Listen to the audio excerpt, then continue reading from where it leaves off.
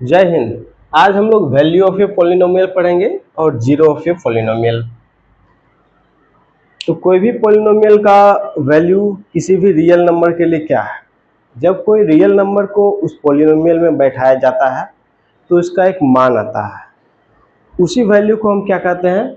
Value of a polynomial for that real number. और zero of a polynomial क्या है? When a real number is put into the polynomial and it makes the value of polynomial, that real number is called zero of the polynomial। देखिए इसको समझते हैं हम लोग। px is equal to 7x square minus 8x plus 1 या polynomial है जिसमें x क्या है? वेरिएबल है। अब हम लोग p1 p2 p3 का वैल्यू निकालेंगे। p1 का वैल्यू के लिए क्या करेंगे?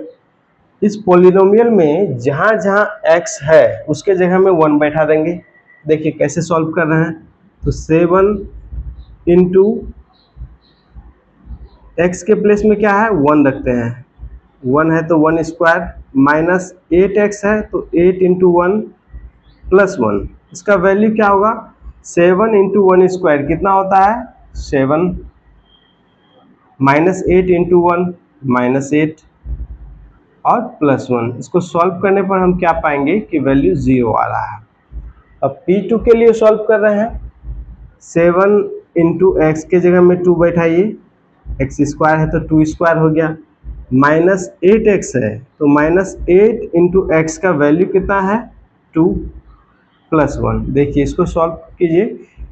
2 2 जा 4 इंटू 7 कितना हो जाएगा? 28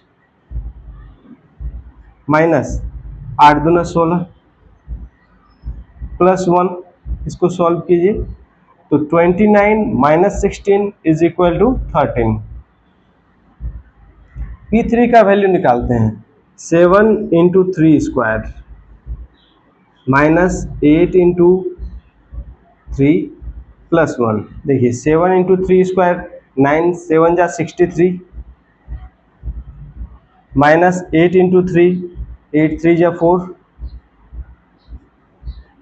24 प्लस 1। इसको सॉल्व कीजिए। 64 माइनस 24 तो कितना हो गया? 40 हो गया। देख रहे हैं कि अलग अलग रियल नंबर के लिए अलग अलग वैल्यू आ रहा है इसका पॉलिनोमियल में जब रख रहे हैं, लेकिन 1 जब वैल्यू रख रहे हैं तो इसका वैल्यू कितना आ रहा है? पॉलिनोमियल का मान 0 आ रहा है। तो इसको हम जीरो ऑफ ए पॉलिनोमियल कहते हैं। कोई भी रियल नंबर को जब उस पॉलिनोमियल में बैठाया जाता है और वह उस पॉलिनोमियल के मान को 0 कर देता हो, तब उस रियल नंबर को 0 कहा जाता है इस पॉलिनोमियल का।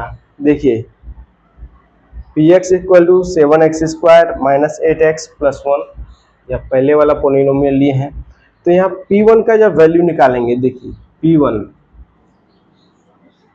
7 into 1 square minus 8 into 1 plus 1 7 minus 8 plus 1। इसको सॉल्व करने पर 0 मिल रहा है। तो P1 तो 1 क्या हो गया? इस पॉलिनोमियल का 0 हो गया, क्योंकि 1 बैठाने पर पूरे पॉलिनोमियल का मान 0 हो रहा है।